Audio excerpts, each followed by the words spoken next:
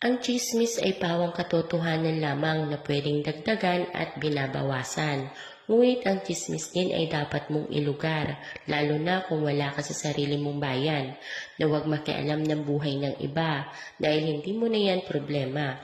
Lalo na pag tsinismis mo pa sa iba, hindi mo alam dyan ka magka-problema dahil yung akala mong kakampi mo, kalahi mo at kaibigan mo ay makikinig sila sa'yo.